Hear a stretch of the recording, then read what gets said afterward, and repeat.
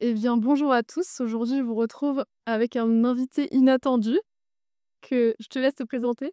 Bonjour les amis, je m'appelle Bhaskar, je suis le taulier de la chaîne YouTube Hypnomachie qui parle de self-défense intellectuelle et de tous les gens qui veulent rentrer dans nos cerveaux, comment les repérer et comment s'en protéger. Et si nous nous retrouvons ensemble aujourd'hui, c'est parce que tu as commenté une de mes vidéos qui se nomme Le flou de la psychanalyse, c'est quelque chose comme C'est ça. ça. Et dans cette vidéo, j'abordais une critique que j'ai à faire vis-à-vis de la psychanalyse qui, selon moi, ne se positionne pas assez clairement vis-à-vis de ces critères épistémologiques. Et de ce que j'ai cru comprendre, tu n'as pas forcément le même avis par rapport. Enfin, peut-être que tu as le même avis concernant le constat de base, mais peut-être pas le même avis concernant l'aspect valeur. Est-ce que c'est une bonne chose ou une mauvaise chose?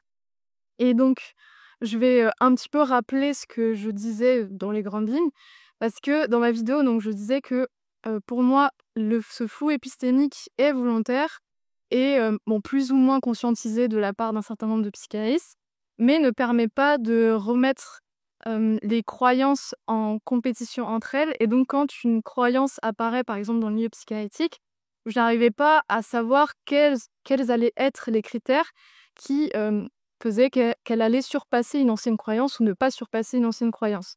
Donc, personnellement, j'étais perdue au milieu de tout ça. Et c'est pour ça que j'aimerais bien avoir ton avis, comme tu as un avis différent sur la chose. Mais c'est ça, moi quand j'étais tombé sur ta vidéo, je t'ai dit bon, très intéressant, et en même temps c'est une critique, sans no offense, hein, mais assez classique de la psychanalyse. Alors je précise, moi je suis pas psychanalyste, donc je l'étudie depuis des années, ça m'intéresse beaucoup, ça m'a beaucoup apporté, mais je suis pas dans une volonté de défendre une chapelle, déjà, mais uniquement de poser de la clarté, voilà, sur un certain nombre de notions et de concepts.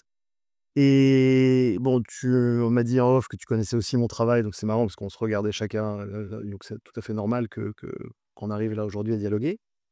Quelque part, moi, ce que j'entends dans ce que tu dis, c'est la présence d'un conflit mimétique. Quand il y a une idée qui en supplante une autre, il y a une espèce d'affrontement, comme ça, Mmh. et il y a un présupposé qui ne doit en rester qu'un, avec la vérité. Tu vois, on se rapproche d'une vérité, même si on l'atteint jamais, conformément au paradigme scientifique popperien, etc. Mais il y a quand même un présupposé qui est qu'il y a une sélection à faire. Mmh. Et ben, je crois qu'en psychanalyse, ce présupposé ne va pas de soi du tout. P Mais les j'ai Ouais. l'impression que c'est Mmh. encore le cas, mais c'est juste qu'il se résout pas de la même manière. Dans le sens où en psychanalyse, si une personne n'est pas d'accord, et bien comme pour moi, il y a pas de critères qui, permet de délibérer, de choisir, mais finalement, il y a une forme de schisme qui se crée et ça va créer une nouvelle chapelle. Oui. Il va y avoir comme ça des sous-divisions comme, Jung, c'est passé avec Jung. Et donc, finalement, quand nous, on arrive dans ce milieu-là, par exemple en tant qu'étudiant comme moi-même, j'étais dans ce milieu-là, et bien, dès qu'on apporte une nouvelle idée ou une nouvelle critique, et bien, comme on ne sait pas ce qui va faire en sorte que peut-être Je suis désolé, je suis en train je suis en train de oh pardon, vas-y, reprends, c'est pas grave. c'est pas grave. Je vais assumer qu'il fait chaud. Je vais assumer, on va même pas le couper au montage, c'est pas grave. On est sous les toits, on est au cœur de l'été, tu sais, avec le truc. Voilà. À ce niveau-là, j'aurais plus rien à avoir à foutre, c'est pas grave. Bon, ce qui Allez. est important, c'est ce qu'on dit. Voilà, exactement. Parce que là, la chaleur, je vous raconte, on essaie de faire genre et tout, mais en fait, on y arrive. Enfin, moi, en tout cas, j'y arrive pas du tout. Elle y arrive, moi, j'y arrive pas du tout. Pardon, Et le plus bas. sujet, c'est que quand on apporte une nouvelle idée ou une critique, comme il y a pas de critères qui nous permettent de trancher, et bien, finalement, soit on a assez d'influence pour, imposer notre idée, soit, on n'a pas assez d'influence et notre, nouvelle idée ou notre critique est balayée. Yeah. Mais justement, c'est là où tu te places vraiment dans un paradigme de compétition des idées, dans lequel il ne peut en rester qu'un, etc. On est dans de l'Highlander des idées, quoi. Or, le propre de la psychanalyse, c'est justement de tabler non pas sur une vérité générale, mais d'assumer l'aspect singulier de la vérité qu'on va trouver. D'assumer le fait que la vérité absolue, ne peut pas être touchée d'un seul homme, et cetera, ou en général, quand elle touche un seul homme, l'homme a du mal à s'en remettre, et d'assumer une forme de singularité. Donc c'est donc parfaitement normal, voire parfaitement sain, qu'il y ait ce que tu appelles des schismes, et cetera, des chapelles qui se créent comme ça. C'est plutôt bon signe. Ça veut dire justement que chaque personne peut assumer sa subjectivité, comme telle, et justement, est-ce qu'il n'y a pas là justement une confusion, mais qui est classique et dont je parle un peu sur la chaîne, qui est de projeter, en fait, un cadre scientifique sur la psychanalyse. Mmh. C'est un implicite, une attente.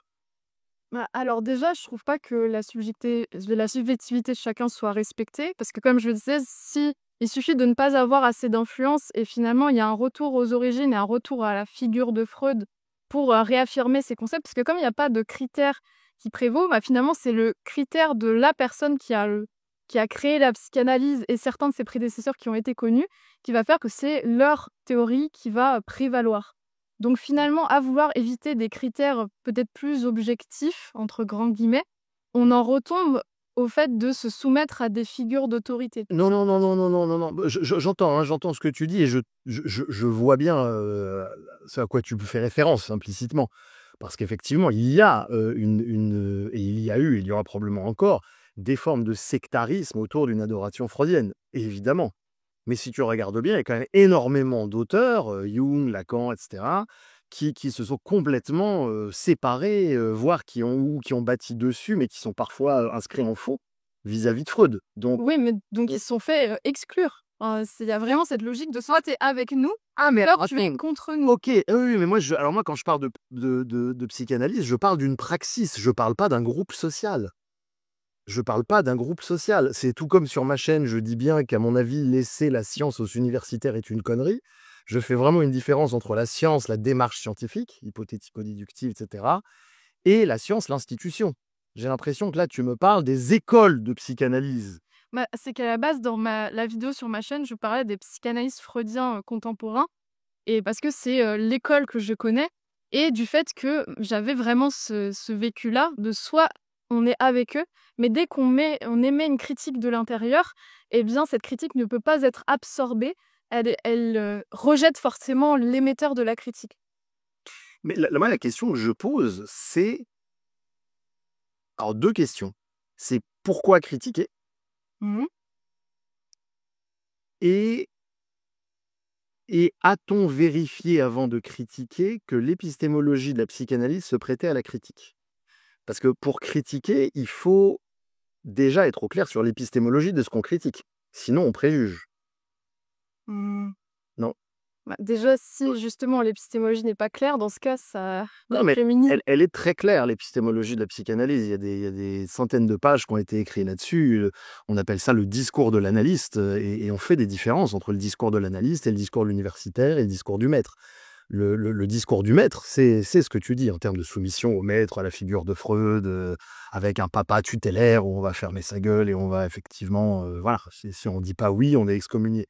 Mais c'est pas de la psychanalyse justement, c'est une déviation, c'est une déviance de la psychanalyse, qui ne respecte pas les principes de la psychanalyse, eux-mêmes. Mais c'est très fréquent. C'est un paradoxe, mais il y a énormément de psychanalystes qui ne respectent pas les principes de la psychanalyse elle-même, pour des raisons, bah, comme les êtres humains adorent, tirer la couverture à eux-mêmes. Mais tout comme on a eu, dans l'histoire, je sais pas, l'Église qui n'a pas respecté les principes du christianisme, tu sais: «Tu ne tueras point». Pour Tu vois? répondre à ta question sur, pourquoi critiquer, déjà c'est dans une volonté de faire mieux potentiellement parce qu'il y a, cette hiérarchisation de oui, je peux potentiellement mieux aider les patients, avoir une théorie qui va plus, résonner avec, ce que je vois, avec un certain nombre d'autres théories que je connais. Donc c'est plus ça part de là, de cette volonté de faire mieux et comme tu disais que pour toi, on pouvait respecter, la subjectivité de chacun dans la création théorique, bah, pour moi, toute subjectivité ne se vaut pas et qu'est-ce qui fait que tu vas considérer que la subjectivité d'une personne, vaut plus qu'une autre en termes d'application de la psychanalyse? Bah, moi, ça m'intéresse, ton toute subjectivité ne se vaut pas m'intéresse, parce que autant moi, je suis complètement OK pour dire tout ne se vaut pas, ça je suis Mmh. pas un relativiste. Autant quand tu dis toute subjectivité ne se vaut pas, Alors il faut pas l'extraire du contexte. alors vas-y. C'est vraiment dans le cadre de l'application de la théorie et de ce que les gens créent comme théorie psychanalytique et tu dis que ch il faut s'adapter à la subjectivité de chacun. Moi, je pense que toute subjectivité ne se vaut pas dans l'interprétation ou dans la création de théories. Il y a des personnes qui peuvent avoir un certain nombre de vécus avec des patients et que peut-être ils pensent que leurs nouvelles théories ou que des théories anciennes, sont en lien avec leur vécu avec les patients, mais c'est pas pour autant que, d'un point de vue général, leur ressenti va pouvoir être transmis, va pouvoir être appliqué. Bien sûr, mais c'est ce que dit la psychanalyse. La psychanalyse est d'accord avec ce que tu dis.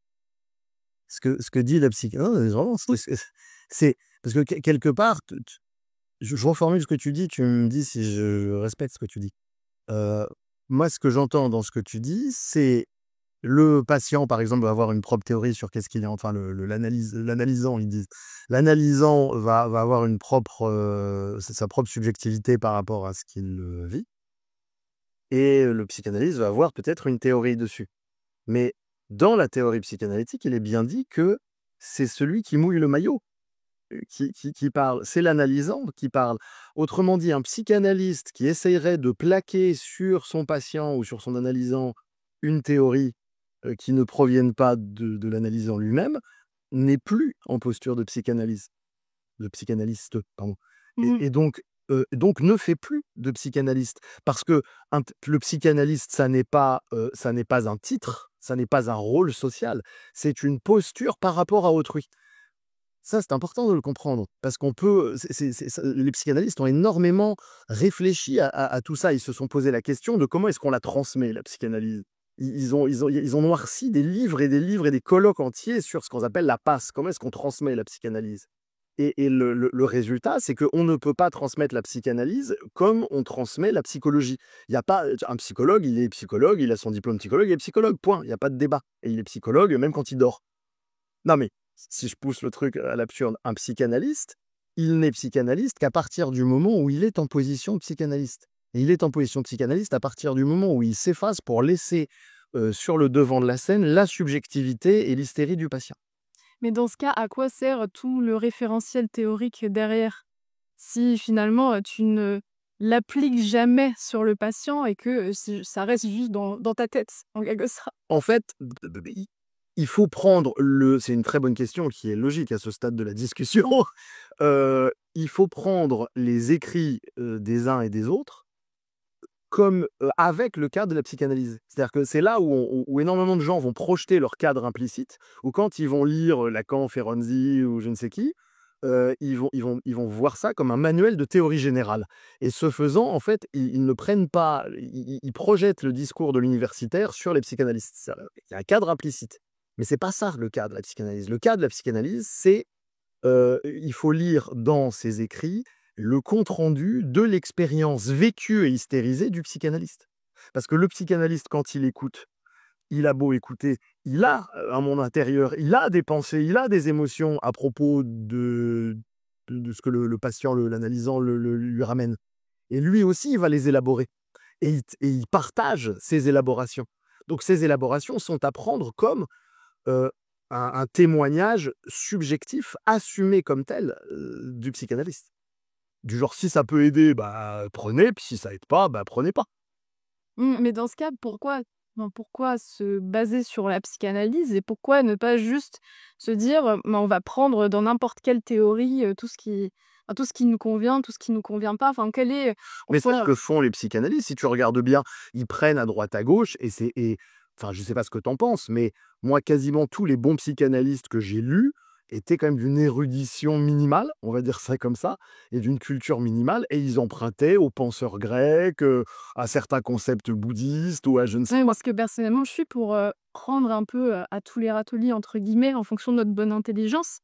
Mais c'est pas ce que j'ai, entendu, enfin, quand on m'a formée, malheureusement de manière académique, donc forcément ça reflète pas la praxis dont tu parles. C'est-à-dire que toi, Et tu as appris la psychanalyse à la fac de psycho. oui, Ok, ouais. je suis en train de mourir dans mon jaune, hein, vraiment. Bon, ouais. Et finalement, il y a cette guerre de territoire, il y a le fait de, c'est pas avec les autres, mais c'est contre les autres, c'est contre les TCC. Tous les cours que j'ai eus, c'était anti-psychiatrie, anti-DSM, anti-tout. Et donc on se dit: «D'accord, donc je suis obligée de faire avec cette théorie-là. Quand je vais arriver dans un hôpital, finalement, je saurai pas, comment parler avec les autres parce que j'ai pas ce langage commun». Je dis même pas ce qu'il est vrai ou faux, juste on n'a pas ce langage commun-là. Et finalement, moi, c'est surtout cet aspect, institutionnel que je critique. Et je pense qu'en toute théorie psychologique, c'est surtout la manière dont elle est utilisée qui, prévaut. Mais, là, je vois la manière dont elle s'incarne dans le milieu académique ou qui tue toute pensée naissante. Enfin, moi-même, quand j'ai critiqué la psychanalyse, je me suis fait convoquer. Ah ouais? Donc Raconte-nous ça. Raconte-nous ça, on attend. c'était même pas la psychanalyse dans son ensemble. C'était que je travaillais dans un EME, donc où je m'occupais d'enfants polyhandicapés et c'était vraiment des lourds handicaps très graves et les enfants étaient pour la plupart non parlants et donc moi, on m'avait parlé, beaucoup de thérapie par la parole, enfin une psychanalyse, qui s'applique plutôt à des névrosés ou à quelques psychotiques, mais pas du tout la même chose. Et là, d'un coup, j'ai juste mon référentiel psychanalytique et je me retrouve face à des enfants qui ne parlent pas, qui je sais même pas à quel niveau de conscience ils ont entre guillemets et je me retrouve un peu désemparée et je dois faire un rendu d'année là-dessus, en analysant la vie fantasmatique de mon patient. Non, mais on t'envoie à Et l'abattoir. ouais, ouais. Si je puis me permettre, on t'envoie à l'abattoir. Et donc, bon, au départ, je me dis: «Mais c'est pas adapté». Je pense que je vais juste faire une critique de l'application de la psychanalyse traditionnelle freudienne au cas des personnes polyhandicapées. Donc c'était un point très précis, c'était même pas la critique de la psychanalyse en général.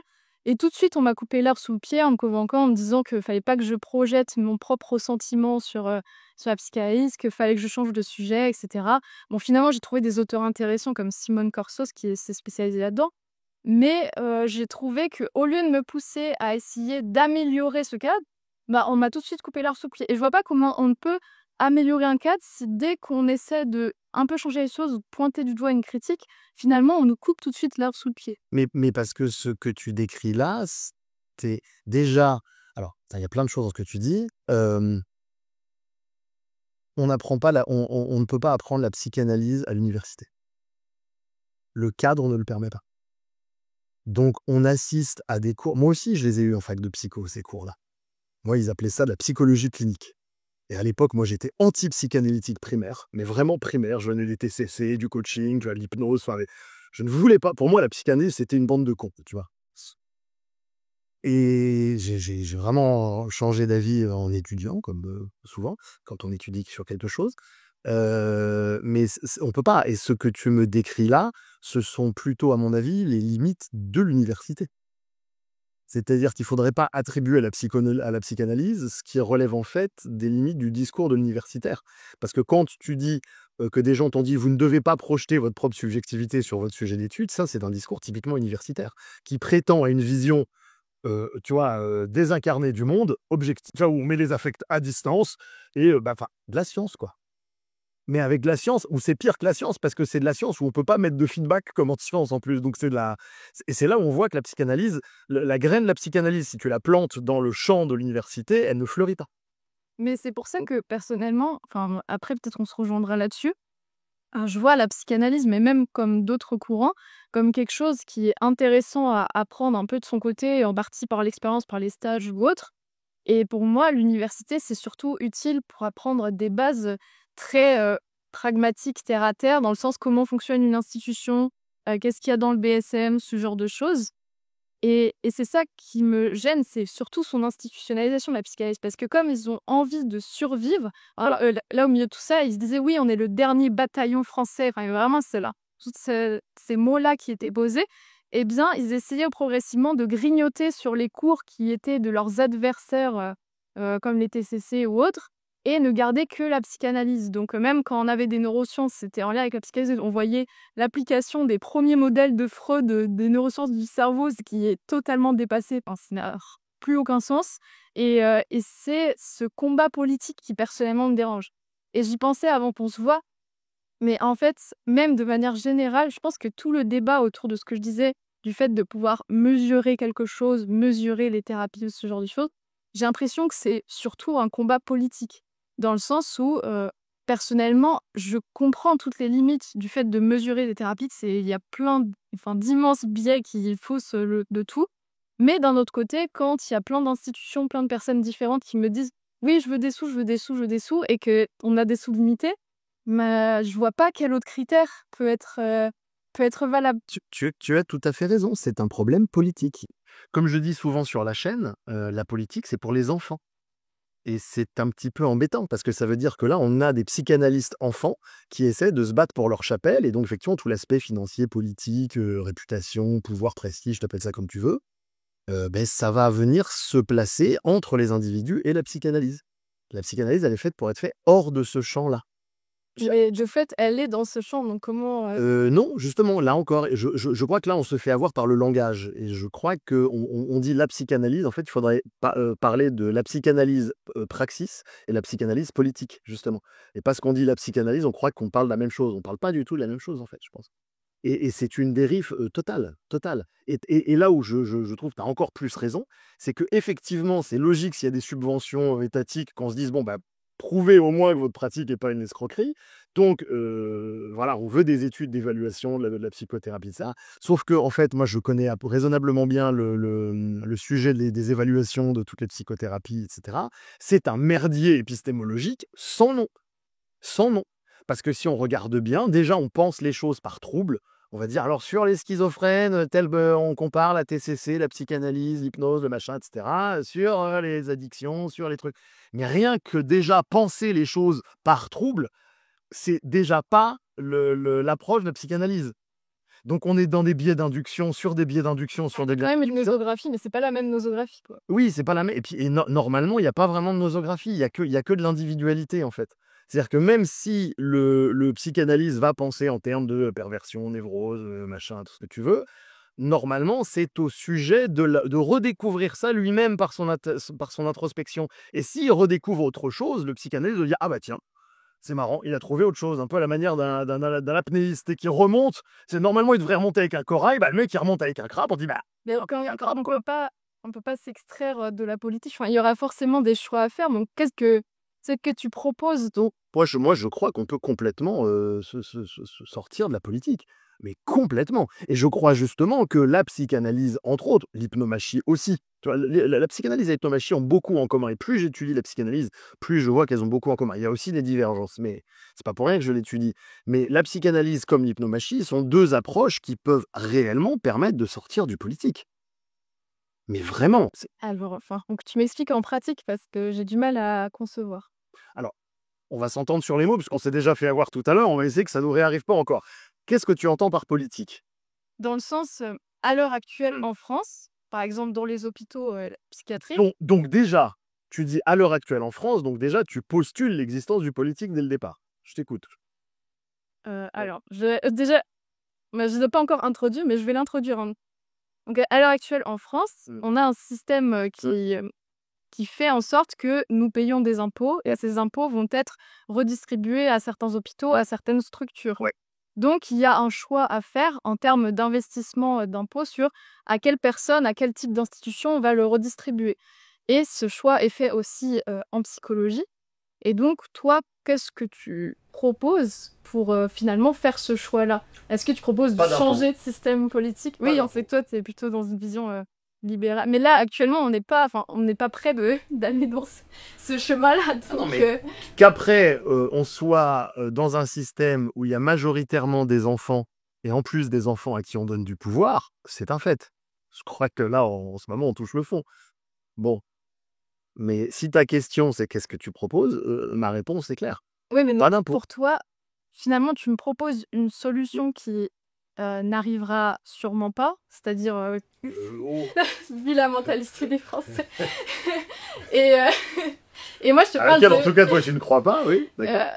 Moi, je te parle de l'immédiateté, dans le sens que, enfin, là, à chaque fois, c'est réinitialisé chaque année, qu'est-ce qu'on redistribue à chaque personne. Et ça, c'est une Ah, mais tant immédiateté. tant qu'on accepte le système hypnotique des agresseurs, on reste dans le problème.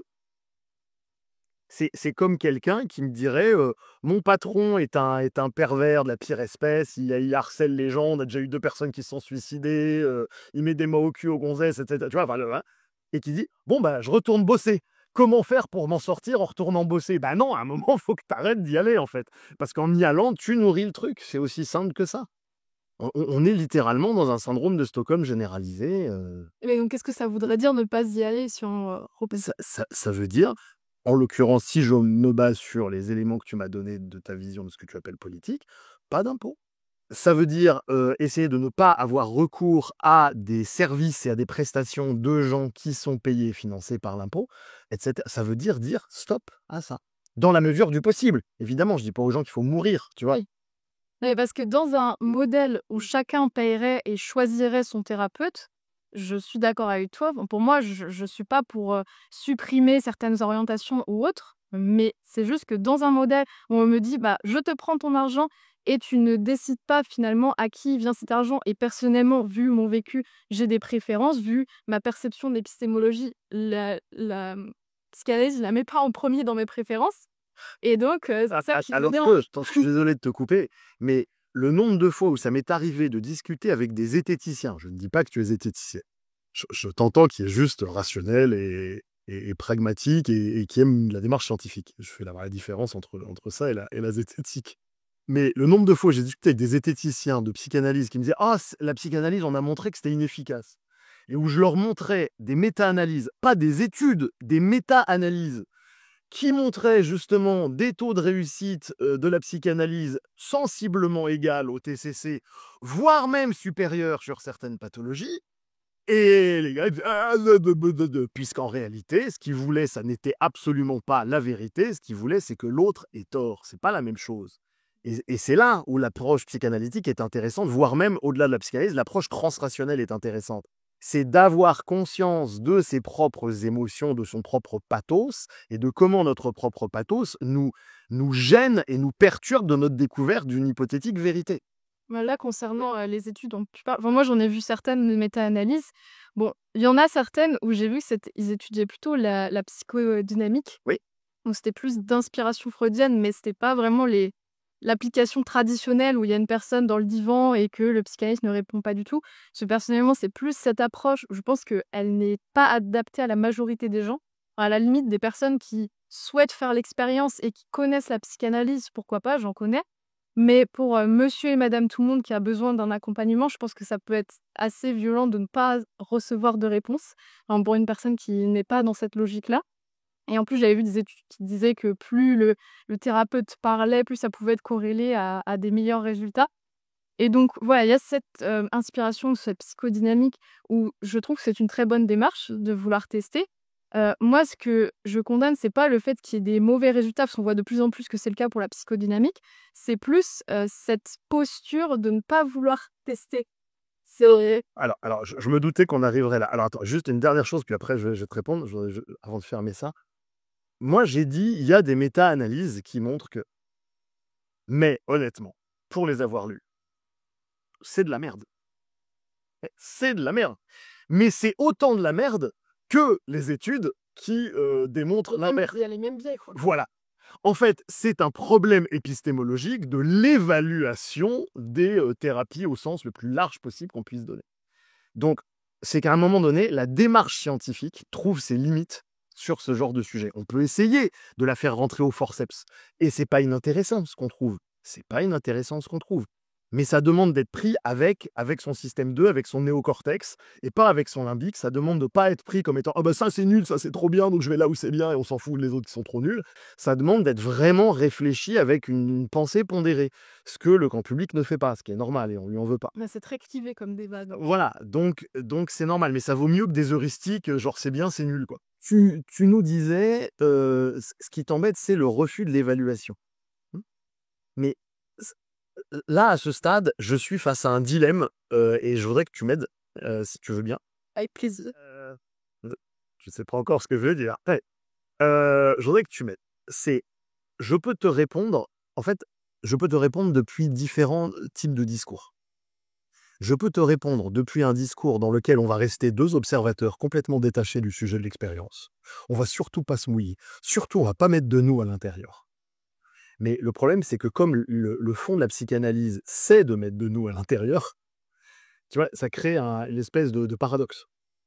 Ou alors, on peut y aller, mais dans ces cas-là, on va aller voir en toi qu'est-ce qui te dérange dans l'absence de possibilité de critique et d'observation. Mais là, on va rentrer dans les trucs personnels. Mais je vois d'autres voies. Ah bah vas-y. Dans le sens où pour toi, il y a forcément soit, une sorte, d'objectification et de volonté de neutralité dans l'évaluation, soit Si j'évalue avec des soit biais, quel intérêt? mais, pour moi, par rapport à la psychanalyse, j'aurais pas trouvé ça impossible que les psychanalystes disent, «Bah non, on n'apprécie pas votre modalité d'évaluation actuelle, mais par exemple, on en propose une autre où, bah, on va plus intégrer la subjectivité de l'analyste, par exemple. On va mettre d'autres modalités, d'autres critères et peut-être que ce serait une possibilité, mais c'est juste que ça n'a même pas été fait. Pour moi, ce que tu dis, tu me... Dans le sens, par exemple, ça pourrait ne pas être, on va juste évaluer, la disparition, d'un TOC, mais ça pourrait être, plus global, comment la personne a évolué subjectivement, fait une recherche qualitative. Ah, mais ils ont fait ça, ils l'ont fait, ils ont demandé à des gens comme ça comment vous vous sentez, quel est votre niveau de mieux-être, tu vois, avec des questionnaires, avec des notes et tout. Mais c'est tellement pas précis. Du coup, on sait plus de quoi on parle parce qu'on est sur un truc vague, flou, tu vois. C'est le bâtard immonde entre l'universitaire et Et je le... comprends qu'il y ait plein de coins de biais, mais ce que je trouve dommage, c'est de ne pas avoir la volonté d'améliorer et de limiter les biais. Enfin, une fois qu'on les identifie, c'est déjà une part du chemin. Et donc, pourquoi les Il y a des biais, non mais, pute borgne, il y a des biais que par rapport à une orthodoxie de la pensée. Il y a un biais, tu sais, c'est biaisé, de biais, c'est pas droit. Tu vois, donc qui dit biais dit orthodoxie de la pensée. Or, en psychanalyse, on dit il n'y a qu'une singularité de l'expérience humaine. On parle même pas de pensée, on parle de l'expérience, puisqu'en psychanalyse, on essaye au maximum d'hystériser le discours, c'est-à-dire d'aller dans quelque chose qui soit, tu vois, à la Lucchini un peu, tu vois, de mettre de l'émotion et de son pathos dedans. Donc c'est tout l'inverse de penser. Quand on pense, on monte dans sa tête, on essaie surtout de mettre les émotions à distance, surtout de ne pas trop les ressentir, etc. Parce que les émotions, ça perturbe la réflexion, et que si jamais je ne suis pas complètement dans ma tête, complètement perché, quoi? Qu'est-ce qui se passe si on n'est pas complètement perché dans sa tête? Si on n'est pas complètement perché dans sa tête et qu'on redescend et qu'on accepte d'hystériser le discours, il se passe quelque chose d'étonnant, on commence à vivre. On commence à vivre avec un V majuscule. On arrête de regarder la vie et on commence à la vivre. Et c'est ça l'intérêt de la chose. Et c'est là où il y a une friction entre l'approche universitaire et l'approche psychanalytique. C'est que leur objet n'est pas le même. Le présupposé de l'approche universitaire en psychologie, c'est de se dire « je veux regarder les choses comme un scientifique », et j'adore la science par ailleurs, c'est pas la question, mais comme un scientifique qui va vouloir regarder la vie sans la vivre, et sans avoir des données avec le présupposé que parce que je comprends, alors je saurais vivre. La psychanalyse, elle, ce qu'elle dit, c'est « tu vas rien comprendre ». Dès que tu croiras avoir compris quoi que ce soit, il y aura encore du vide. Derrière le vide, il y aura encore du vide.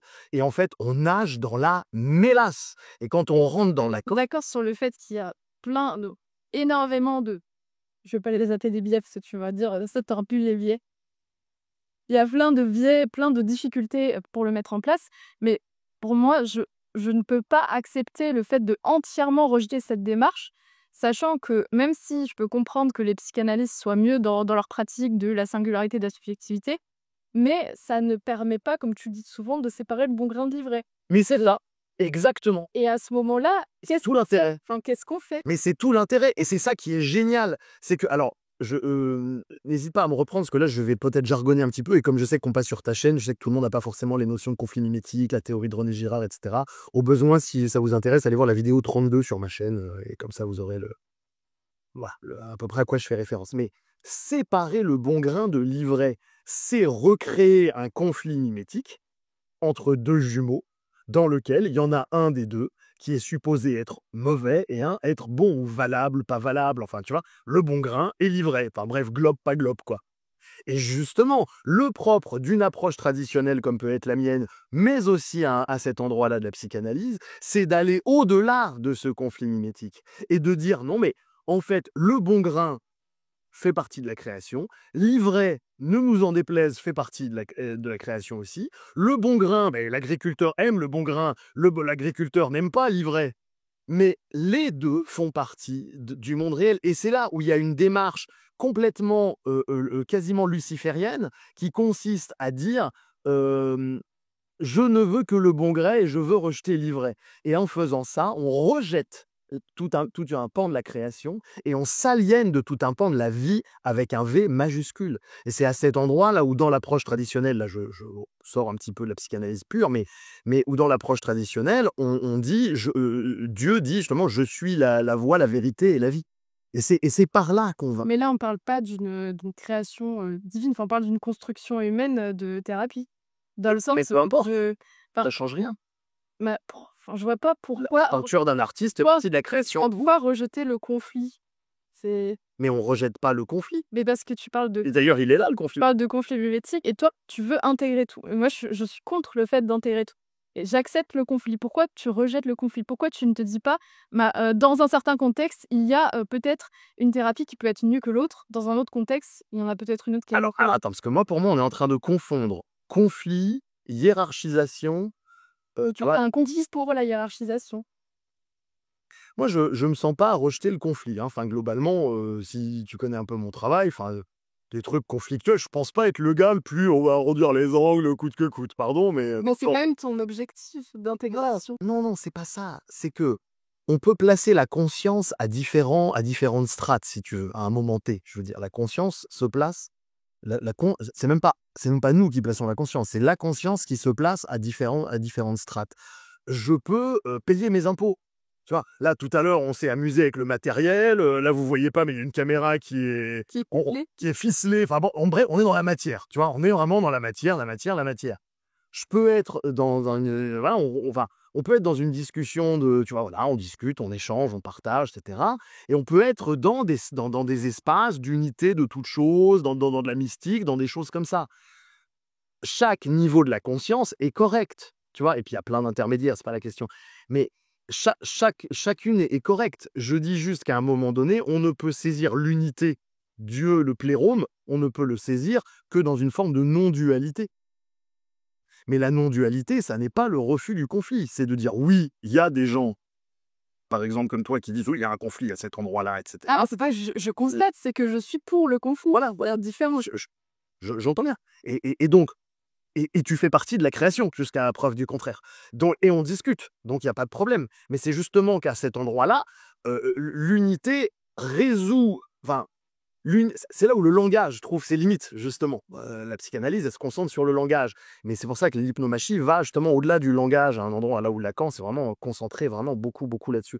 Mais pour vraiment saisir cette unité de toute chose, à un moment donné, ça demande de se placer, de réactiver certaines zones du cerveau, ce qu'on voit en neurosciences d'ailleurs, dans lequel justement les différences entre différentes choses s'estompent. Ça ne veut pas dire que dans d'autres niveaux de conscience, on ne peut pas les percevoir et être très clair et reconnaître des affrontements politiques entre enfants à l'université. Mais parce que, bon, déjà, je pense que dans le monde, concret politique, je vois pas comment on peut arriver à ce niveau-là d'interprétation, sachant que quand on a des ressources limitées, c'est là que ressortent, finalement la hiérarchisation et la nécessité d'hiérarchisation. Oui, tu parles là encore effectivement des entre guillemets «des niveaux de conscience les plus lourds», c'est-à-dire, il y a pas assez de ressources pour tout le monde, donc j'ai peur pour ma survie, donc je vais essayer de dominer l'autre. Enfin bref, l'histoire de l'humanité, bas de gamme, si tu veux, et ce qui génère la On est dans cette humanité bas de gamme, enfin, pourquoi vouloir s'en extraire psychologiquement tout en y étant? Non, je dis pas qu'on n'y est pas, je dis pas qu'on n'y est pas, je dis que notre état de conscience va impacter fortement l'expérience de la vie que nous faisons. Quand tu vois certaines nanas woke, des chefs de file du mouvement wokiste, qui considèrent absolument tous les hommes qu'elles croisent comme des agresseurs potentiels, tu vois? Tu vois que leur amygdale, elle est comme ça. Dès qu'il y a masculin, ils font enfin, elles font comme ça, et cetera. Et quand on discute avec elles, en général, elles se sont fait violer, voire multivioler, et donc on les comprend. On comprend très bien leur traumatisme, et cetera. Pas de problème avec ça, et ça se respecte. En revanche, on peut voir aussi qu'elles vont projeter sur le monde absolument partout leur propre vision d'un homme agresseur, puisque c'est ce qu'elles ont connu. Donc c'est logique. Mais c'est là où on voit qu'à un moment donné, l'endroit où on place notre conscience va impacter très très puissamment sur la vie que nous vivons. Et c'est la même chose avec la politique et les aspects les plus lourds. Tu vois, on en parlait un petit peu en off aussi. Moi, je suis instructeur d'arts martiaux russes. C'est même pas un art martial d'ailleurs, c'est une technique de combat russe. Dans cette technique-là, on survit, on fait les mouvements avec le cœur ouvert. C'est très important, c'est d'inspiration chrétienne orthodoxe, et il y a vraiment quelque chose de l'ordre de l'ouverture du cœur. On veut travailler en état de reliance intérieure. Et ben c'est très différent de faire face à la violence de quelqu'un. Le gars en face, il peut faire ce qu'il veut. Il vient, il va nous casser la gueule, ce que je veux. Quand on fait face à ça, le cœur ouvert, c'est très différent que quand on fait face à ça avec quelque chose qui dit non, je veux pas, et je veux détruire la menace. Tu vois? Non, non. Nous, ce qu'on veut faire, c'est accueillir la menace, voir l'humain, distinguer la menace de l'humain, détendre mon frère humain qui visiblement s'est légèrement perdu à ce moment-là, et le détendre et l'amener justement à un état. Toi, par exemple, n'importe quelle thérapie qui apparaîtrait, tu aurais cette même posture, d'acceptation et et tu ne remettrais pas en cause son existence. Non, attention, non, justement, c'est là où je dis que je suis pas relativiste, tu vois. Bah, j'ai du mal à comprendre pourquoi tu n'es pas relativiste. Mais parce qu'il y a un absolu. Mais donc, comment tu arrives à différencier une thérapie qui sortirait de nulle part, qui aurait une autre pratique, Oui. et la psychanalyse? Et le fait que la psychanalyse, On, elle, on voit l'arbre à ses fruits. C'est si les fruits sont bons, alors moi ça me va. Dans ce cas-là, je veux bien regarder l'arbre avec énormément de bienveillance. Et c'est là où je te dis que la psychanalyse, ça dépend de ce qu'on appelle psychanalyse. Il y avait, je sais plus, je crois que c'était Woody Allen ou quelque chose comme ça qui disait donc pour toi, même si c'était quelque chose qui fait appel à même des forces mystiques qui, pour toi, n'existent pas, tant que ça fonctionne et que des gens y croient, tu considères que c'est une bonne chose et que ça devrait exister parce que ça a des résultats empiriques. Non, honnêtement, je m'exprime pas en termes de bien et mal. Si tu regardes bien, j'ai fait une vidéo qui s'appelle Par-delà le bien et mal au XXIe siècle. Le vraiment bien mal, c'est vraiment l'usage de son cerveau en mode limbique. On n'a pas encore branché le néocortex. Bah, mets-toi à mon niveau là, à mon niveau limpique, et réponds à ma question. Mais ne te sous-estime pas, ma sœur. Ah ben, non, mais c'est ma réponse. Non, je ne te considère pas. C'est justement parce que je ne te considère pas d'un niveau inférieur que je te parle comme ça. Et si ce que je te dis te semble étrange, Mais parce que tu as quand même sous-entendu ou dit, je ne sais plus, que tu hiérarchisais quand même, c'est sûr. Mais donc, quels sont tes critères de hiérarchisation? ce ne sont pas en tout cas des critères limbiques. La hiérarchisation, justement, on peut fixer un référentiel. On peut parler d'hiérarchie de complexité, par exemple, tout comme on peut voir qu'un organisme est plus complexe qu'un autre organisme. Entre une amibe et un éléphant, l'éléphant est plus complexe que l'amibe. J'ai hiérarchisé en termes d'eux, mais j'ai pas posé de valence émotionnelle. Parce que finalement, le fait qu'un certain nombre de psychanalystes que je rencontre rejettent les critères qui sont imposés plus en sciences dures, mais qui parfois essaient de se transposer sur la psychologie, je le comprends, mais ce que je comprends pas, c'est de ne rien proposer à la place et d'être dans un rejet total, même de la hiérarchisation et de la critérisation. Mais parce que c'est pas parce qu'on propose rien à la place qu'il y a rien. C'est ça qui est intéressant. C'est vraiment intéressant parce que tu avais fait une vidéo que j'ai vue il y a pas longtemps là, sur le libertarianisme. C'est la même idée que la pensée libertarienne. C'est l'idée, doit-on être forcément dans le constructivisme? Est-ce que c'est le constructivisme ou la mort? Non. Il y a d'autres possibilités et on se rend compte justement, mais c'est là où on revient à ce que j'appelais vivre avec un V majuscule tout à l'heure. On se rend compte que quand on lâche prise à cet endroit-là, à l'endroit d'une espèce de petit ego qui veut des certitudes, qui est comme ça parce qu'il a peur, en fait c'est de la peur cristallisée, quand on va voir son angoisse, parce que tout ça ce sont que des mécanismes de défense pour éviter l'angoisse, et ben quand on va voir son angoisse et qu'on se rend compte que notre angoisse ne nous tue pas et que notre angoisse est notre copain et qu'on finit par faire la paix, mais pas en concept, vraiment dans sa chair avec son angoisse, alors il y a un espace de lâcher prise extraordinaire qui arrive, et ça c'est quelque chose que peut vraiment apporter ou l'hypnomachie ou la psychanalyse quand c'est bien fait, et qui laisse la place au vivant, et on se rend compte qu'il n'y a pas rien. Et là on arrive sur l'anarchisme épistémologique de Feyerabend, on arrive sur des notions comme ça. Mais c'est pas rien. C'est même la vie dans ce qu'elle a de plus essentiel. On quitte un petit peu le mentalo-mental pour se rapprocher de l'expérience vécue dans ce qu'elle a de plus riche. Et c'est pour ça que les traditions spirituelles nous disent que l'essentiel est au niveau du cœur et pas au niveau de la tête. Et pourtant, je suis extrêmement cérébral comme garçon. Je suis pas anti-logos, loin de là. Tu disais tout à l'heure que pour toi, si quelque chose donnait des bons fruits, survivait avec le temps, eh bien ça voulait dire que ça avait quelque chose à apporter. Mais concernant la thérapie, oui, plus ou moins. Après, je reformule. Ok, admettons, on verra sur l'enregistrement. J'ai des doutes, mais admettons. Concernant la thérapie, c'est vite trompeur dans le sens où on peut avoir cette impression-là en tant que thérapeute parce que il semble que la personne a évolué, a peut-être des symptômes qui ont disparu. Mais c'est ça l'intérêt finalement de la comparaison, d'évaluation, c'est de se dire, bah oui, la personne, son symptôme a disparu, mais peut-être que c'est dû à d'autres facteurs. Tu vois, peut-être qu'une autre thérapie lui aurait été plus bénéfique. Peut-être que son symptôme aurait pu disparaître par lui-même. Mais on n'a jamais de réponse à cette question.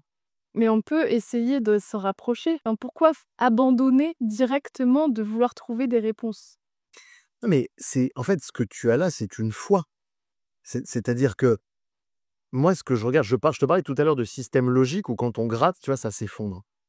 Pour moi, j'ai c'est vraiment tu fais de l'épistémologie, c'est le même genre de questions philosophiques que: «Qu'est-ce qui me prouve que je suis pas dans une simulation?» On est exactement dans le même Non, genre non. de choses. Non, parce que Tu vois? la Bah, qu'est-ce qui me prouve que la c'est pas autre punition, chose? c'est irréfutable, c'est intestable. Alors que là, c'est testable de manière très imparfaite. Mais oui, mais C'est différent. Là, on est directement en interaction avec un réel, enfin, si on suppose qu'il y en a. Alors que dans la simulation, c'est purement métaphysique, c'est intestable. non, je crois que ton argument, si j'entends bien, c'est de dire: «Non, mais on peut le faire de façon imparfaite, donc faisons-le». Essayons de s'améliorer, n'abandonnons pas, direct. Ce que tu dis est de l'ordre de la foi. Ce que tu dis est total et je respecte la foi, mais par contre, on ne vendra pas ça comme un raisonnement rigoureux.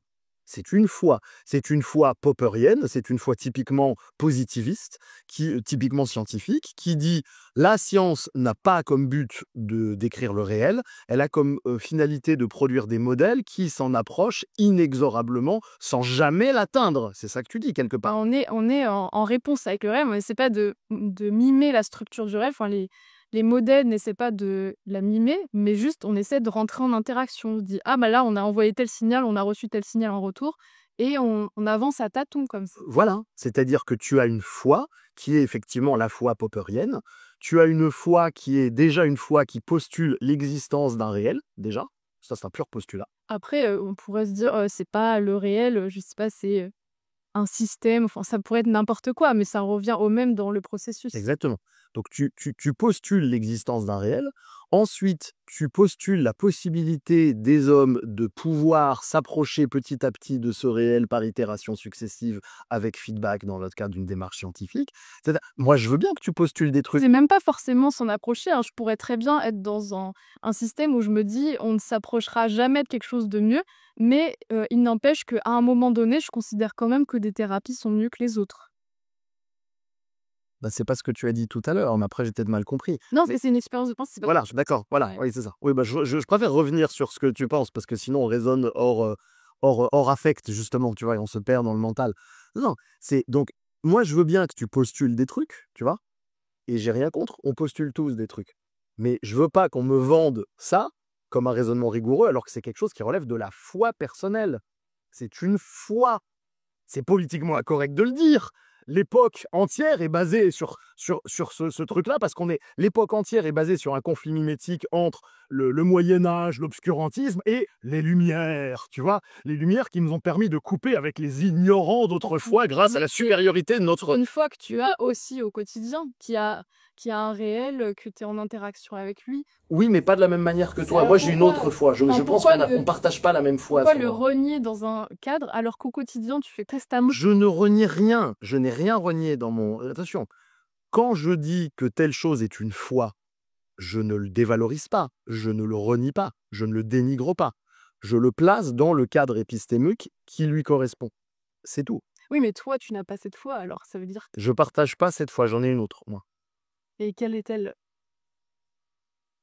Ben justement, moi, je me rapproche plutôt d'une foi qui est proche des psychanalystes là-dessus, et qu'on retrouve aussi dans Hypnomachie, qui est justement qu'à un moment donné, la singularité de la personne, à la limite, est plus robuste la singularité de la personne, à la limite, est plus robuste épistémiquement, que la démarche scientifique. Pas au sens où le zététicien de base va l'entendre, où quand je dis ça, il va entendre comme un imbécile, il va entendre, «Ah bah, je crois que je peux deviner, tel truc et quand on fait des tests, ça marche pas». Évidemment que je suis pas naïf à ce point, évidemment. Évidemment que je suis le premier à dire, j'ai écrit tout un bouquin là-dessus d'ailleurs, pour critiquer une pseudo-notion de psychanalyse parce que justement elle était pas assez robuste. Donc je suis pas, né de la dernière pluie en termes d'épistémologie. Je comprends la différence entre le pré-rationnel et le rationnel. Pas de problème avec ça. Je comprends l'intérêt de tout. Mais le problème, c'est que quand je dis ça, très très souvent, les gens après s'arrêtent à la rationalité. Mais qu'est-ce que ça veut dire que tu considères plus la subjectivité de l'autre que le réel? Ah pour moi, c'est inclus dedans. C'est Mais justement, oui, parce que alors, en fait, on est dans un problème de paracosmie. Je revulgarise des notions que je développe sur la chaîne, hein. Les paracosmies, c'est l'idée de dire que le réel a une structure où on essaie de l'expliquer avec un système qui va être au-dessus, en méta par rapport à un autre, tu vois? on peut aborder la science, on peut aborder la psychanalyse en se disant: «Très bien, on va étudier scientifiquement la psychanalyse». Quand on fait ça, on met la science en méta par rapport à la psychanalyse. Mmh. Oui, Oui. on va regarder dans les cerveaux, on va faire des neurosciences, qu'est-ce qui se passe dans les cerveaux des gens qui suivent une psychanalyse, et cetera, et cetera. On a une mouche qui fait du bruit. Mais non, la pauvre! Non, OK, Tiens, ça va, on la laisse ça vivre. marche.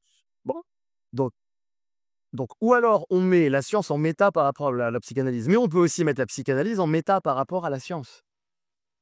Et moi, ce qui m'intéresse, c'est d'avoir une vision dynamique et de pouvoir passer de manière dynamique d'un des paradigmes à l'autre selon les problèmes que j'ai à affronter. Parce que dans certains cas, un des 2 paradigmes va être meilleur, dans l'autre cas, ce sera un des 2 autres et je ne peux pas trancher ça de manière définitive.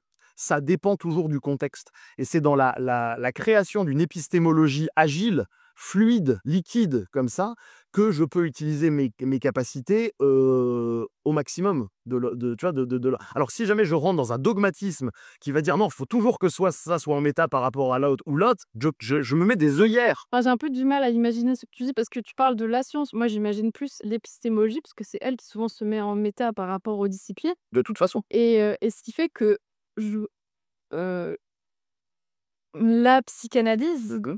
pour moi, peut être une manière d'aborder les choses, mais elle sera pas en méta vis-à-vis de l'épistémologie, dans le sens où Non, non. faudrait déjà qu'elle propose quelque chose qui Mais permet d'être mais pas elle propose une épistémologie, il y a une épistémologie, mais attention parce que en fait, je reprends ce que je dis, avec les précisions, syntaxiques qui s'imposent, par rapport à ce que tu dis.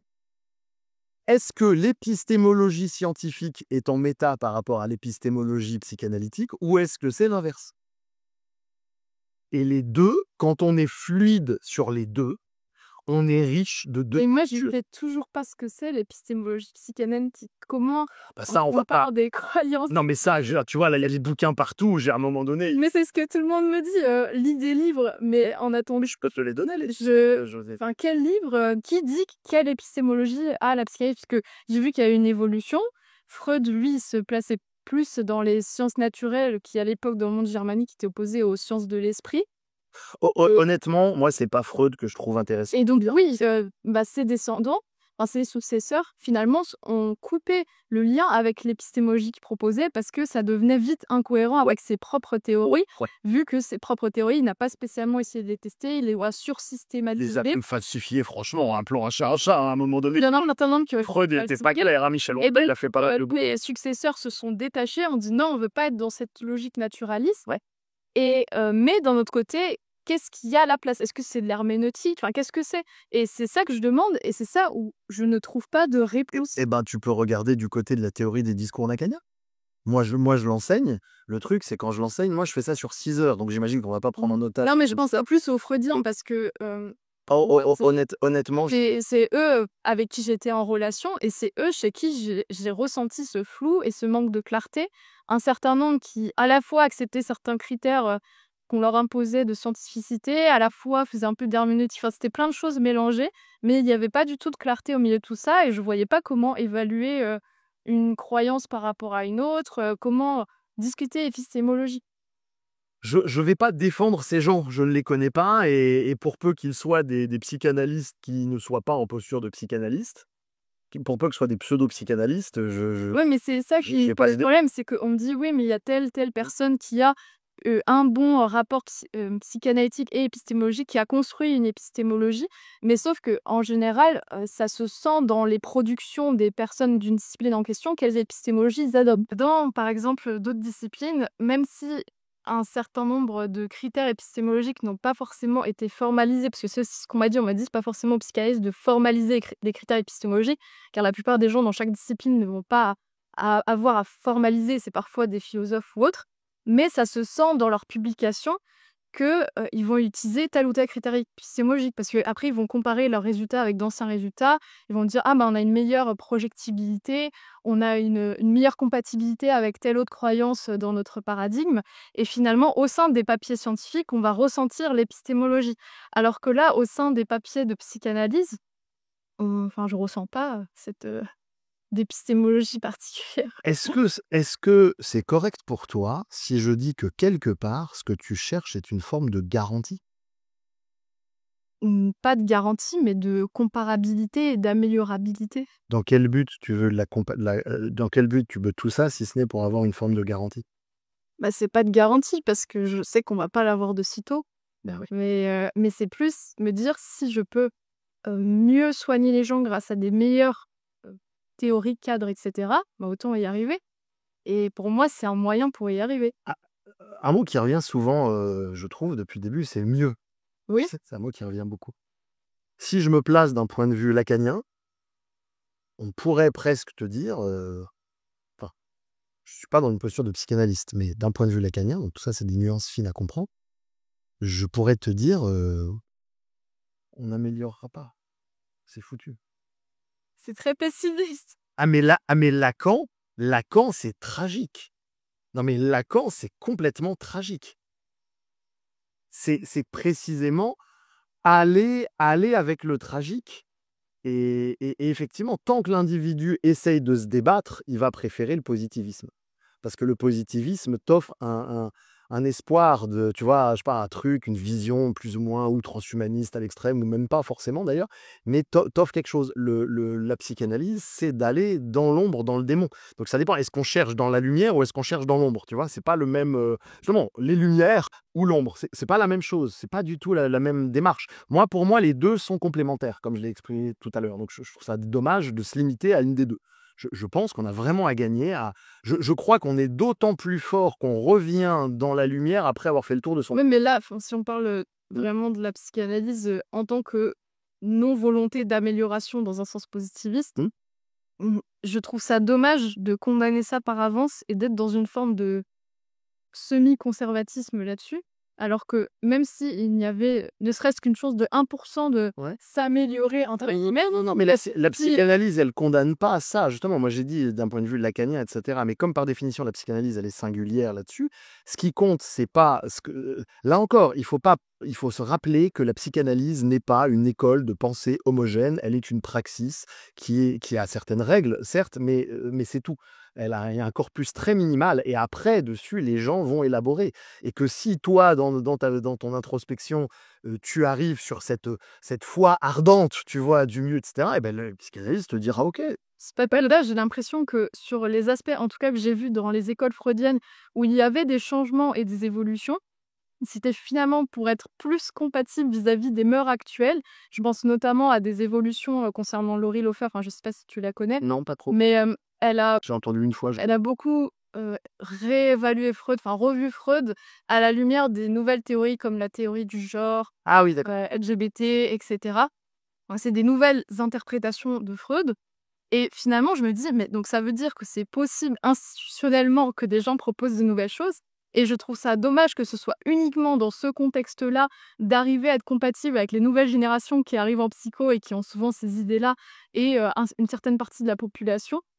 Plutôt que de se dire: «On va réévaluer, des grandes théories au sein de notre mythe psychanalytique et on va vraiment essayer de les balancer contre un mur et voir si ça résiste». Parce que là, j'ai l'impression que c'est plus essayer de la rendre socialement compatible plutôt que de revoir les choses les plus fondamentales. C'est une question qui me fascine ça, que je lis un petit peu sur, comment est-ce que, certains psychanalystes, effectivement, essayent de remettre à jour, par rapport à ce que le LGBTisme apporte. Tel que je comprends et c'est là où justement moi je différencie mon approche de la psychanalyse là-dessus. Mais là tu ouvres à quelque chose là, on va en avoir pour des heures. Ah oui, oui, c Comment je vais la faire partie simple? du fond là comme ça, je Oh, mais ça, de toute façon, je suis dans le lâcher prise le plus total. Hem, alors, pour changer, tous les psychanalystes ne sont pas d'accord. Tiens, voilà, je vais essayer de faire simple en prenant un exemple et je vais laisser les gens après, élargir, élaborer et aller plus loin, si ça les intéresse. La question de l'homosexualité. Pendant très longtemps, l'homosexualité était considérée comme une forme de perversion. Systématiquement comme une forme de perversion. Et puis, il y a des psychanalystes qui disent: «Bah, moi, j'ai eu sur le divan des gens, je les ai écoutés pendant des années, ils étaient assurément homosexuels et je n'ai pas trouvé chez eux de forme de jouir perverse, de mode de jouir perverse». mais ça, c'est une question définitionnelle. Dans le sens où, enfin moi en tout cas, on m'a appris que l'homosexualité c'était pervers dans Mmh. mon école, mais ce qu'il faisait pour s'en sortir, entre guillemets, c'est qu'il disait: «Mais la perversion n'est pas quelque chose de mal». Non, mais ça, bien sûr. Et donc, Ça va. pour eux, par définition, l'homosexualité faisait partie de la perversion. Oui, oui, justement, ce que j'essaie de te dire, c'est que qu'il y a des psychanalystes qui, à un moment donné, disent: «Non, moi, je suis désolé, le patient X ou Y que j'ai depuis 10 ans, il est assurément homosexuel et assurément, il a une structure névrotique».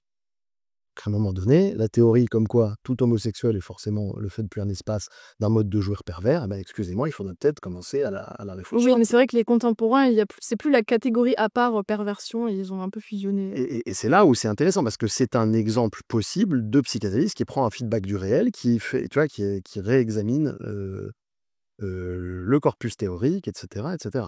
Pourquoi pas? Vous en avez d'autres qui disent justement non, non, non, non. Et effectivement, tu as raison, c'est une forme de. Tout dépend de la définition qu'on donne aux choses. Tu as des gens qui disent non, non, par définition, ça ne peut être que pervers parce que nanani, nanana, je ne vais pas développer ça ici. Et donc, c'est intéressant parce que ça fait des schismes. Écoute, moi, c'est pas compliqué, j'écoute tout le monde, je lis tout le monde, et ensuite, je vois ceux qui sont les plus robustes épistémiquement. Mais donc, Hmm. comment tu évalues ça? Comment on évalue la robustesse épistémique Oui. d'un système? Au nombre d'incohérences qu'il porte en son sein. Au nombre de circonvolutions qu'il va faire pour retomber sur ses pattes. Mais là, je trouve que c'est vraiment un domaine où il y a des tonnes de circonvolutions pour le coup. Oui, Et enfin, ça dépend de je ce trouve qu'on parle, mais qu'il y a d'autres approches qui sont beaucoup plus économes et qui font moins de circonvolutions pour parler des mêmes choses. pense à quoi? Bah, je pense à d'autres courants, je sais pas, en psychologie cognitive, on fait très peu de thèses sur l'inconscient ou autre. Enfin, c'est très basique en termes de ce qu'on postule. Et finalement, ils arrivent à un certain nombre de résultats en postulant très peu de choses. Et alors qu'en psychanalyse, il y a un monde théorique qui est immense Là encore, et il y a plein de circonvolutions. Enfin, même pour le complexe d'Oedipe, dès que ça ne vienne pas, ils vont dire oui, mais c'est que non, mais cette personne moi, je suis pas freudien, déjà. Donc, si tu me branches sur des notions vraiment freudiennes, c'est ce que je connais. j'entends, mais moi, je vais pas les défendre parce que je suis pas freudien pour dessous. Je suis très critique avec Freud, vraiment. Moi, c'est vraiment l'approche de Lacan qui me parle. Freud, honnêtement. Parce que pour le coup, pour lui, bah, je vais finir mon énervement. Pour le coup, pour lui, il a tellement voulu systématiser certaines choses qu'après, il est obligé de sortir en mode serpent pour arriver à finir Mais bien sûr. sa théorie. Non, mais- Par exemple, pour les rêves, comme il voulait à tout prix systématiser en disant tout rêve incarne un désir inconscient, même dès que tu rêves que tes parents meurent, ça veut dire que c'est un désir inconscient de coucher avec eux, mais ça te sauve du fait de... Non, mais Enfin, Freud est vraiment périmé de. et donc finalement, c'est des circonvolutions pour éviter les feedbacks du réel. Non, mais vraiment, Freud est quelqu'un qui n'allait vraiment pas bien. Il faut bien savoir. Je veux dire, il a été violé gamin, etc. Ça l'a marqué à vie. Il avait énormément tendance à la projection. Donc, en fait, tout son système était dans une large mesure un énorme mécanisme de défense, etc. Tu vois, pour autant, une horloge arrêtée à raison 2 fois par jour. Donc, il a quand même trouvé à l'intérieur de son mécanisme de défense gigantesque quelques fulgurances que d'autres ont développées ensuite. Mais je ne suis pas freudien.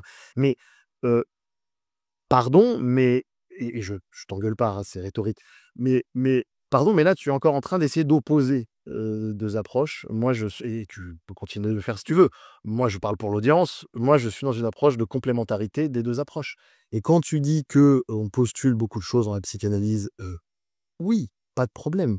Là, je suis en train de finir la prochaine grosse vidéo qui traitera de la névrose et de l'intensité. Et je suis le premier à dire, bon, les gars, l'épistémologie freudienne, enfin, psychanalytique en général même, vous la survendez un petit peu là, là et là, et je suis très lucide là-dessus. Mais tout comme je suis lucide aussi sur le fait que la psychologie cognitive a des tâches aveugles énormes dans son approche, mais tellement énormes que je peux mettre, si vraiment, là je vais pas le faire ici dans la vidéo, mais j'ai certains séminaires où je prends des gens et enfin, j'ai des fois des gens qui sont psychologues cognitifs en face de moi, mais ils ressortent en pleurant. Ils ressortent en pleurant. Tu vois?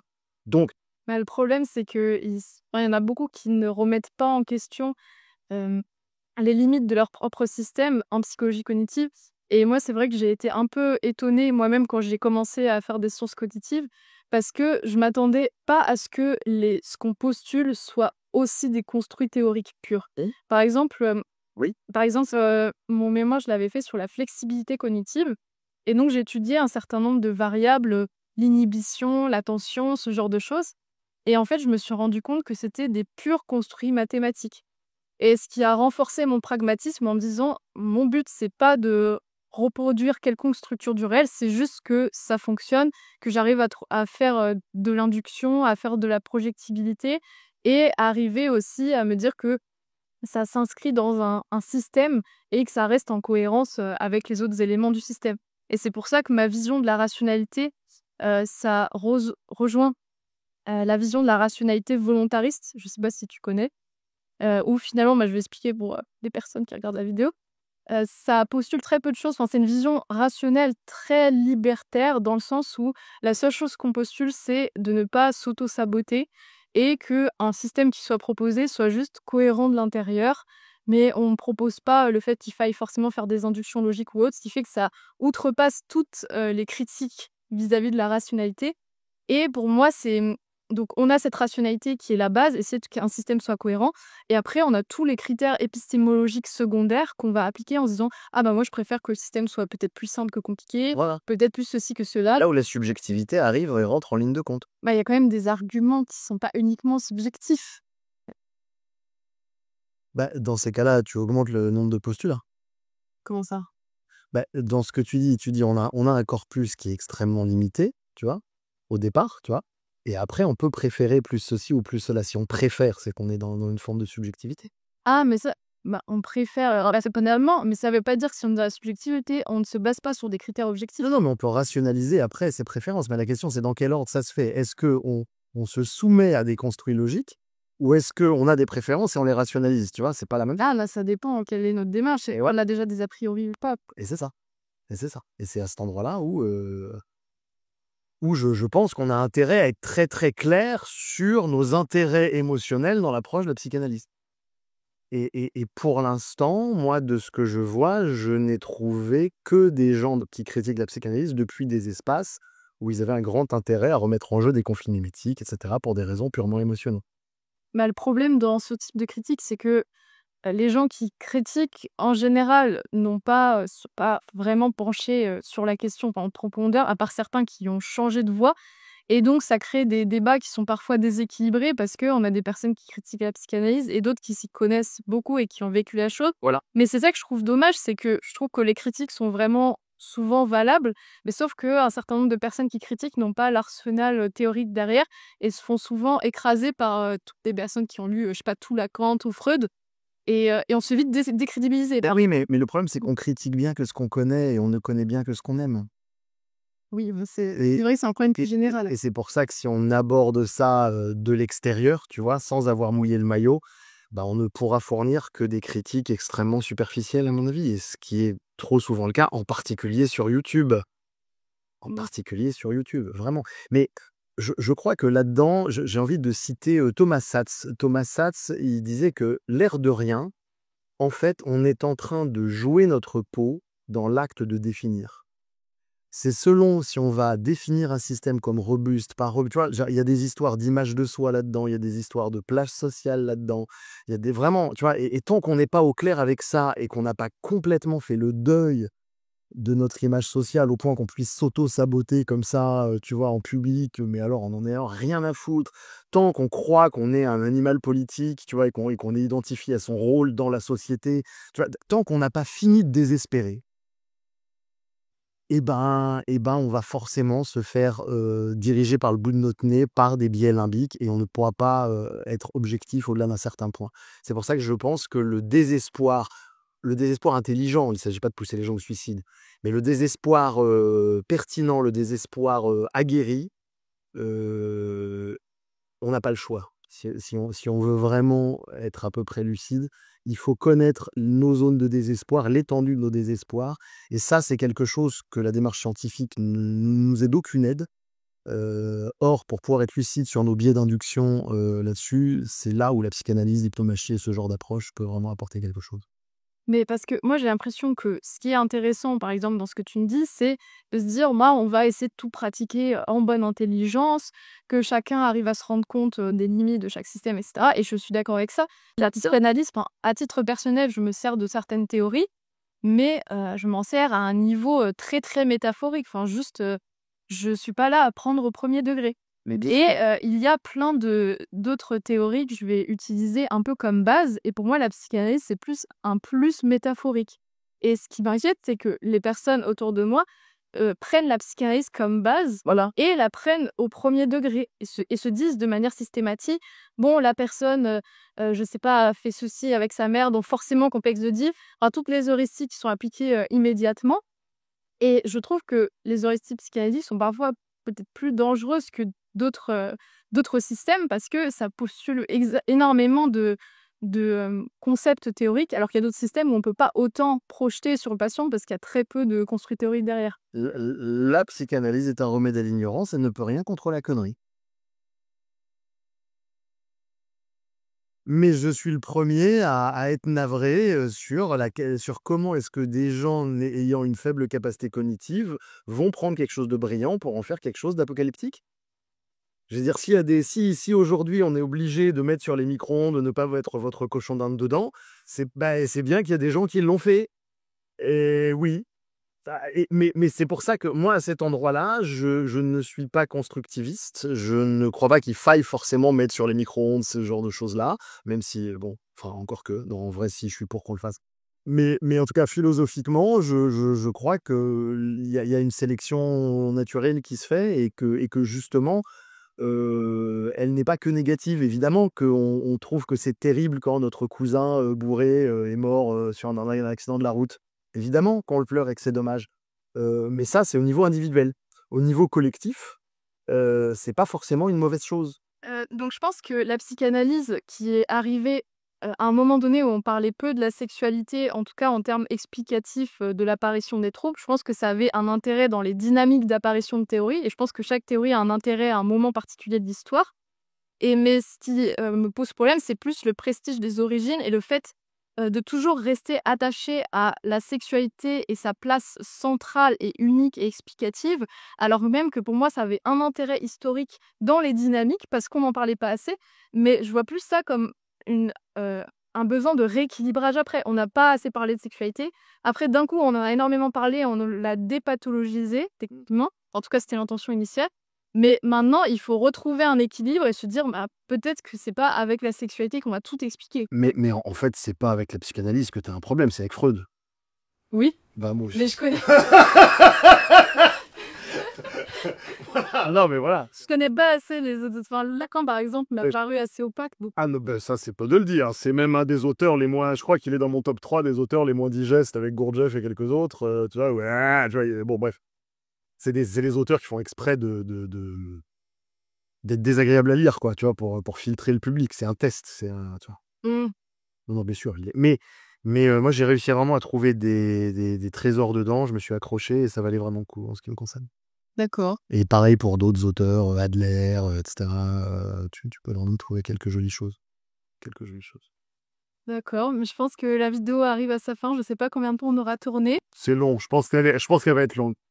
Merci beaucoup à ceux qui ont tenu jusqu'au bout. Merci à toi d'être venu sur ma chaîne. D'ailleurs, je Merci mettrai pour la l'invitation. chaîne en barre d'informations. Et à bientôt. Salut Internet. On avait un beau happy end là, c'était bien. On a réussi à se réunir sur un bouc émissaire commun. Exactement. Pauvre Freud et clinique, comme vous qui Vous voyez comment la théorie mimétique, elle est terrible, hein? Elle est Je terrible. t'ai emmené dedans, tu ne t'en es même pas rendu compte. C'est vrai.